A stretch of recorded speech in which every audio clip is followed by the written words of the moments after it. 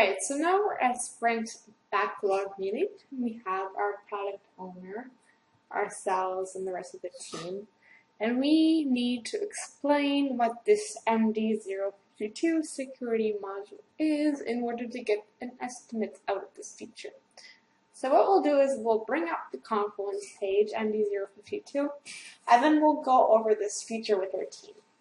Typically the team is not really interested in terms of release and milestones. They do trust you as a Scrum Master to make the proper choice and accommodate the features in terms of the time left in terms of the plan.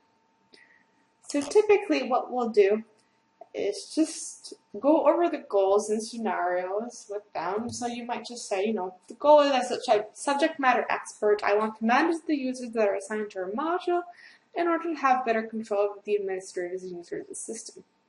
And then we might get into describing the specific scenarios which our feature has, and the assumptions and the user interactions and designs.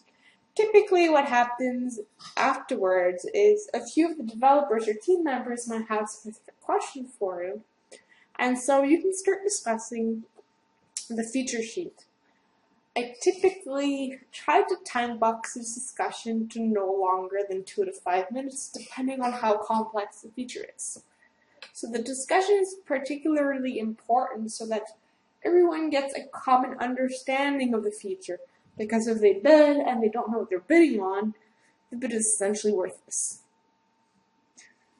If you're approaching the planning poker session from a planning poker perspective, I would ask every team to take their poker planning cards and then select a poker card which represents the view of how long or how complex this feature sheet is. Ask each team member not to reveal their bid until I tell them to do so. So then, once I get the idea that every team member is ready to bid, I ask them to do 1, 2, 3, bid. And so everyone reveals their card at the same time, not to be influenced by other people's decision. Typically, funnily enough, most people do have the same bid. Sometimes, however, the bids are not the same. And so what I do is I ask the person with the highest bid to explain their point of view.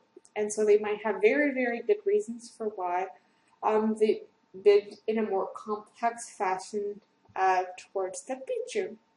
I also ask the person with the lowest bid in terms of why they bid more on the lower end. So maybe, there is something already in place that they can reuse, and which wouldn't take enough much time, or that the features are already implemented by them, but the team wasn't aware of that.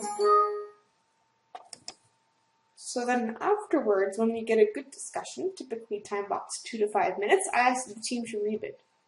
Eventually at that point, we typically get a consensus of the time that it takes to build the feature. If there's not a big discrepancy, what I recommend is that you take the average. And then what you would do is in the feature sheet, you would go here to edit.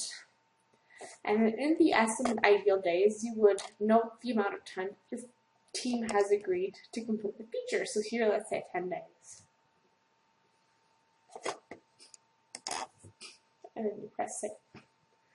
So typically, this is when you are done with the feature, and then you can move on to the next feature.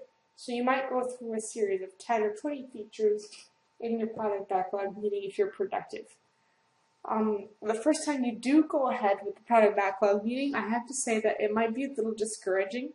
You might only have time to really do 3 or 4 features. However, if you keep at it, I promise it will get better.